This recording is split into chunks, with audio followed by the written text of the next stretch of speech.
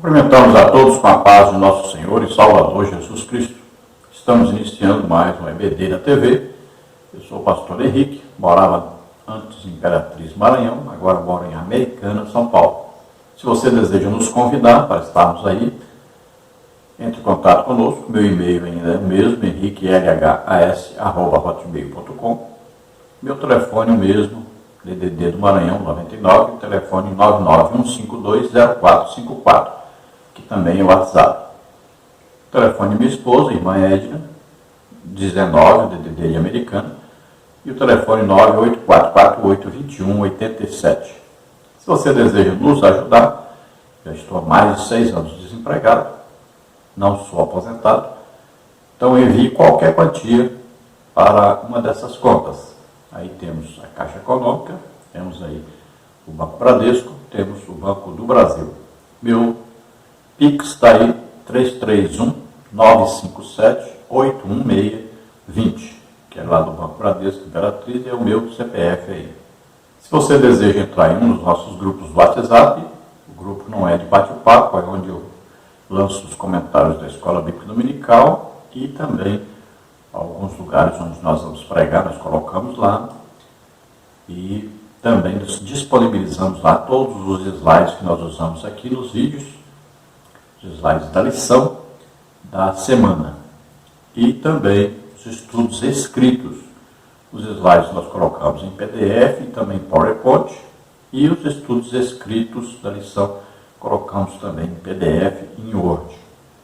Por favor, nos ajude, dê aí um like para a divulgação desse vídeo, passe esse link para outras pessoas e se inscreva aí no nosso canal para que quanto mais pessoas estiverem aí inscritas, quanto mais pessoas der o like, mais o próprio YouTube divulga, né? O Google vai divulgando também os nossos vídeos. Então nos ajude aí para que esse trabalho vá a mais pessoas, né? Mais pessoas possam participar. Se você deseja fazer algum comentário do vídeo, aí no YouTube pode fazer, eu sempre dou uma lida ali, alguns comentários. Vamos à nossa lição de hoje. Nós estamos estudando nesse terceiro trimestre de 2022, nas revistas CPAD, com o tema Os ataques contra a Igreja de Cristo. As sutilezas de Satanás nestes dias que antecedem a volta de Jesus Cristo. Então, como todos nós sabemos, nós vivemos numa guerra. E a guerra é espiritual. E a guerra é contra Satanás e seus demônios. E para nós podermos vencer esta guerra, nós estamos em Cristo, né? Somos mais do que vencedores, já sabemos disso. Agora temos que conhecer as sutilezas, né, dos ataques do inimigo contra a igreja, para que nós possamos, aí, em algumas vezes, nos defender, e em outras vezes também atacar. Né? O certo é que, para a igreja prevalecer, a igreja deve estar sempre vigiando e orando. O comentarista da CPAD deste trimestre é o pastor José Gonçalves, que é pastor da Assembleia de Deus em Água Branca, no Piauí. Hoje nós vamos estudar então a lição número 2, a sutileza da banalização da graça. Então hoje nós vamos estudar mais detalhadamente dentro deste assunto graça. Então o que significa, né, vamos ver aí bastante detalhes aí sobre a graça. Agora devemos entender que a palavra graça, existem aí centenas, né, de palavras graça na Bíblia. Agora, quando se fala em graça a respeito de salvação, é uma coisa. E outras palavras graça podem ter outros significados. Tá? A mesma palavra graça, tanto no hebraico quanto no grego, tem aí vários significados dessa palavra. Alguns exemplos da palavra graça aí você pode ver. E se eu com graça participo, por que sou blasfemado naquilo por que dou graças? Aí duas palavras graça com sentido diferente. A graça seja com todos vós. Amém. É outro sentido. Antes da maior graça, porque diz Deus resiste aos soberbos e dá, porém, graça aos humildes. Já outro sentido da palavra graça. Perseverar em oração, velando nela com ação de graças. Olha aí, outro sentido da palavra graça. Noé, porém, achou graça aos olhos do Senhor. Outro sentido da palavra graça. Então veja que a mesma palavra, graça, com vários sentidos. Assim como no português, nós falamos coisa, né?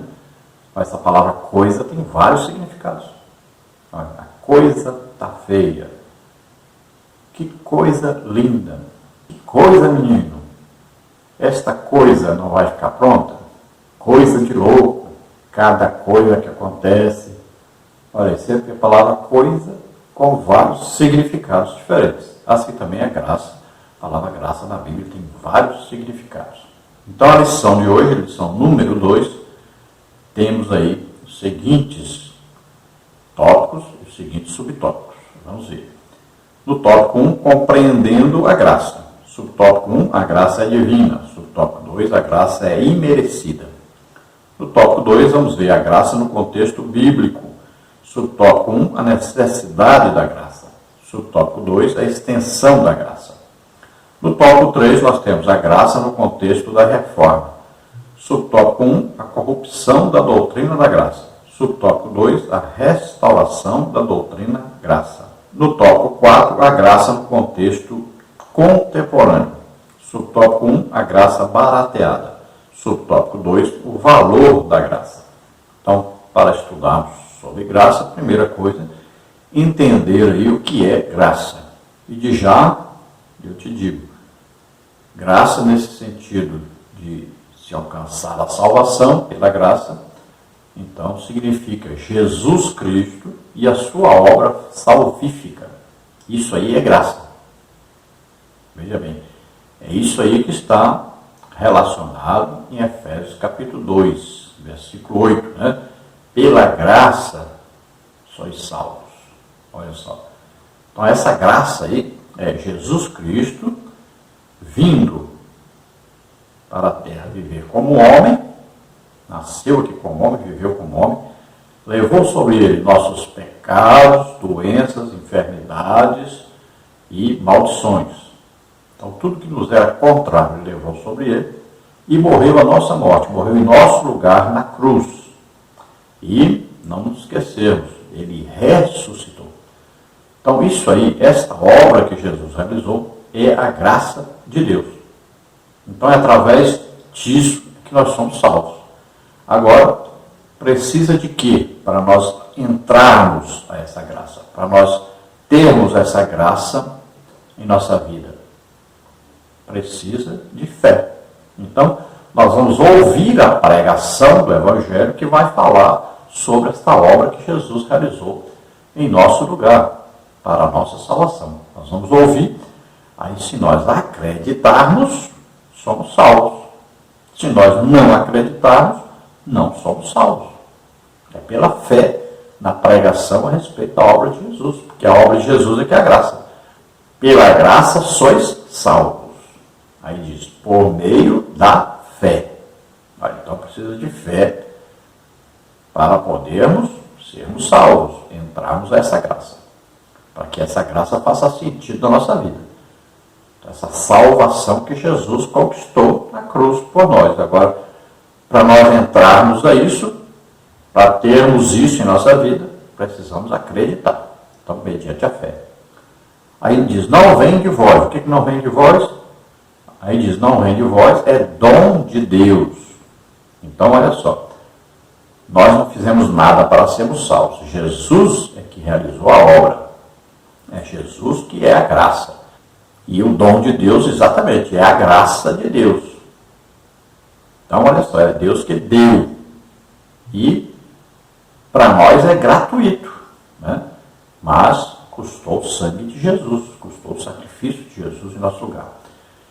Então, é dom de Deus a graça. É Ele que dá, por causa do seu amor para conosco, por causa da sua misericórdia, né? Olha aí, misericórdia quer dizer o quê? Que nós pecamos, existe a justiça de Deus dizendo que se nós pecamos, nós merecemos a morte, né? O salário do pecado é a morte. Então, afastamento eterno de Deus, condenação eterna. Aí, o dom quer dizer o quê? Aquilo que nós recebemos sem merecermos. Então, Deus nos dá a salvação mediante o crer no sacrifício de Jesus Cristo. Então, ouvir a pregação do Evangelho e crer. Como está em Efésios 1,13, né? Mesmo livro aí, Efésios, mesma carta do apóstolo Paulo. Lá diz que nós estamos em Cristo depois que nós ouvimos a pregação, né? Aí acreditamos nela e recebemos o Espírito Santo. Então só recebemos o Espírito Santo, ou seja, só somos salvos depois que ouvimos a pregação do Evangelho e acreditamos. Então vamos ter fé nessa pregação. Aí nós somos salvos. Então o dom é gratuito, olha lá. O salário do pecado é a morte, mas o dom gratuito de Deus é a vida eterna por Cristo Jesus, através de Jesus Cristo sempre. Então vamos receber a vida eterna com Deus, através do sacrifício que Jesus fez em nosso lugar. Então, através da graça de Deus. Então nós vamos ver aí a graça no contexto bíblico, vamos ver um pouco aí sobre a graça no contexto da reforma protestante, né? Lá no tempo de Lutero. É evidente que nós não seguimos, né, as mesmas doutrinas das igrejas reformadas. Nós somos igreja pentecostal, então acreditamos muita coisa muito diferente deles, né? Então, por exemplo, nós acreditamos na atualidade do batismo com o Espírito Santo e fala em línguas. Eles não acreditam nisso. Nós acreditamos na atualidade dos dons do Espírito Santo, que estão em operação ainda hoje, né? Exemplo disso, eu sou muito usado em dons de curar, mas eles não acreditam nisso. Então, temos lá também depravação total, por exemplo. Eles acreditam que o homem é totalmente mal, ruim, não é capaz de fazer nada de bom. E não é verdade, né? Quando o homem pecou, Deus disse: agora o homem é como um de nós, sabendo o bem e o mal. Então o homem conhece agora. Como ele come da árvore do conhecimento do bem e do mal, então ele sabe o bem e o mal. Ele comeu do fruto de uma árvore que lhe dava capacidade de saber o que é bem e o que é mal. Então o homem tem muita gente que faz coisa boa. Não quer dizer que o homem vai fazer só o que é mal. Quantas pessoas fazem coisas boas? Quantas pessoas ajudam outras pessoas? Não são salvos, não são crentes. Então, essa depravação total que é ensinada lá nessas igrejas reformadas não condiz com a verdade. Aí nós vamos ver outros exemplos, né? Aí a perseverança, por exemplo, eles acreditam que a pessoa salva é salva para sempre, não tem como ele cair da salvação, não tem como ele se desviar do Evangelho, e nós sabemos que isso não é verdade, né? E o próprio apóstolo Paulo fala várias vezes isso, né? Se desviaram da fé, né? E em vários lugares na Bíblia nós vamos ver pessoas que se desviaram.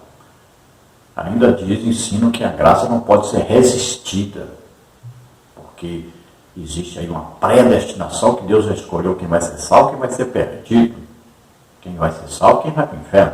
Deus já escolheu de antemão. Isso não é verdade. Se fosse verdade, precisava pregar o Evangelho. Então, nós pregamos para que a pessoa ouça e ela acredite no Evangelho, seja salva. Se ela não acreditar, não é salva. Então não existe já uma pré-escolha.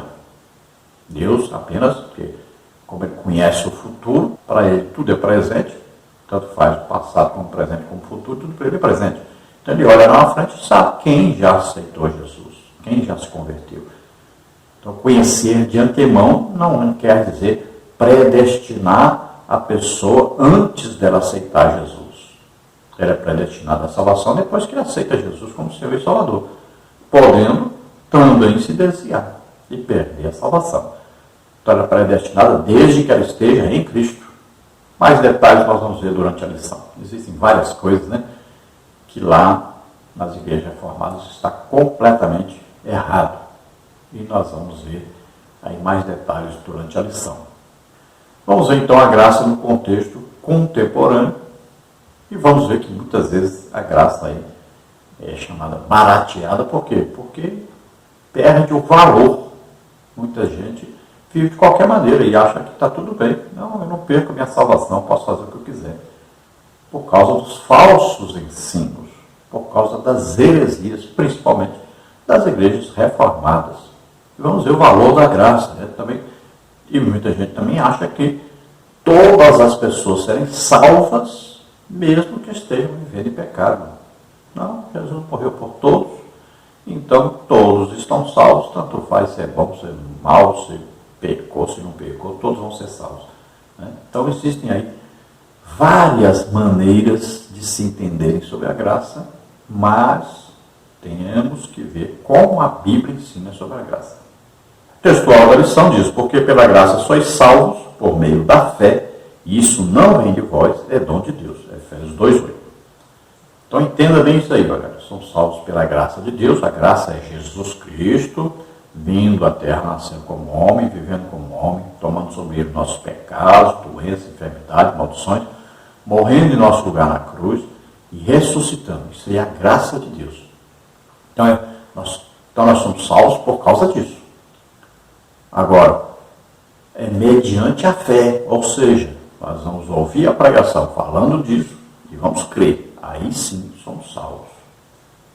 Então a salvação não vem de nós não fizemos nada para sermos salvos. Quem fez foi Jesus Cristo. Nada que o homem faça conquistará a salvação por ele. Então a salvação é dada por Deus, gratuitamente, sem nenhum merecimento nosso, não porque nós fizemos alguma coisa para sermos salvos. Porque fé, acreditar, não é obra. Você está acreditando naquilo que outro fez. Então nós acreditamos que Jesus fez. Então, fé. Precisa de fé. Sem fé é impossível agradar a Deus. Nós somos justificados pela fé. Lembre-se disso. Então, a salvação não vem de nós. E o que é dom de Deus? É a graça. A graça é dada por Deus. Olha aí, o salário do pecado é a morte, mas o dom gratuito de Deus é a vida eterna por Cristo Jesus. Então, a justiça de Deus vem sobre o pecado, a condenação. Mas o dom de Deus, a graça de Deus é dada, oferecida a nós, para que nós possamos ser salvos. Então, olha só, nós merecemos a condenação, mas Deus tem misericórdia de nós e não nos dá a condenação. A justiça exige condenação, mas a misericórdia é exatamente isso. É não nos dar o que nós merecemos. Então Deus faz exatamente o contrário. Não nos dá o que nós merecemos. E o que nós não merecemos a salvação. Mas Deus nos dá mediante a fé no sacrifício que Jesus fez em nosso lugar. Então a fé na graça de Deus é que vai nos salvar, mesmo nós não merecendo. Então veja que a misericórdia, Deus não nos dá o que nós merecemos, e já na graça, Deus nos dá exatamente o que nós não merecemos. A verdade prática diz: a graça de Deus não é barata, ela requer arrependimento, novo comportamento, ou seja, nova vida em Cristo. Então a graça de Deus, o sacrifício de Jesus Cristo, perfeito, feito em nosso lugar, viveu, levou sobre ele doenças, enfermidades, maldições e principalmente o pecado. Morreu em nosso lugar na cruz e ressuscitou. Isso é a graça de Deus. Nós entramos para essa graça, então, mediante a fé na pregação sobre essa graça. Aí, então, nós nascemos de novo. Vamos ter uma vida nova agora com Deus. Então, essa vida nova tem aí o arrependimento do pecado, né? Tem aí a confissão desses pecados, tem aí o crer, tem aí o ser obediente, tem aí a santificação. Né? Tem um processo, uma vida agora cristã pela frente. Então nós somos adotados como filhos de Deus agora. Então é uma nova vida. E aí existem várias doutrinas, né, que acompanham agora a graça de Deus. E nós vamos obedecendo a Deus, a palavra de Deus, vamos vivendo de maneira santa, irrepreensível, combatendo sempre contra o pecado. Aí temos uma vida de oração, de jejum, né? Temos a vida de leitura e estudo da palavra de Deus, temos uma vida de evangelização. Então tem todo um processo, uma vida cristã agora. Então não é para viver de qualquer maneira. Nós mudamos de dono, né? Antes vivíamos aí debaixo do pecado, éramos filhos da ira, agora somos filhos de Deus. Então existe uma nova vida a vivermos e agora de maneira santa. Então custa alguma coisa para nós. Temos que deixar muita coisa que antes fazíamos e temos que fazer muita coisa que agora é necessário fazermos. Então agora nós temos um dono que é Deus e vivemos para agradar a esse Deus. A leitura bíblica em classe está em Efésios 2, de 4 a 10, que diz assim: Mas Deus, que é riquíssimo em misericórdia, pelo seu muito amor com que nos amou, estando nós ainda mortos em nossas ofensas, nos vivificou juntamente com Cristo. Pela graça sois salvos. E nos ressuscitou juntamente com Ele e nos fez assentar nos lugares celestiais em Cristo Jesus, para mostrar nos séculos vindouros as abundantes riquezas da sua graça, pela sua benignidade para conosco em Cristo Jesus. Porque pela graça sois salvos por meio da fé, e isso não vem de vós, é dom de Deus. Não vem das obras para que ninguém se glorie, porque somos feitura sua, criados em Cristo Jesus para as boas obras, as quais Deus preparou para que andássemos nelas. Glória a Deus. Então vamos ver em mais detalhes dessa leitura e vamos estudar mais sobre a graça. A introdução da lição diz: nesta lição estudaremos sobre a graça de Deus. Não há dúvidas de que nos últimos anos os cristãos têm demonstrado maior interesse em conhecer melhor a doutrina da graça. Nesse sentido, que há um despertar da graça. Contudo, para muitos, esse ensino continua ainda ofuscado. Nesse aspecto, pode-se dizer que a doutrina da graça tem sido mal compreendida e, portanto, mal assimilada e, consequentemente, desvirtuada. Muito do que se prega e se ensina como sendo o Evangelho da Graça nada mais é do que uma forma deturpada da graça. É a graça barateada.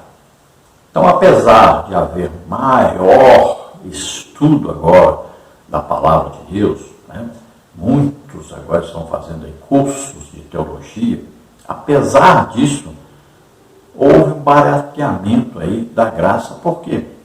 Porque muitas vezes as nossas escolas teológicas têm como professores de igrejas reformadas que vão baratear exatamente a graça.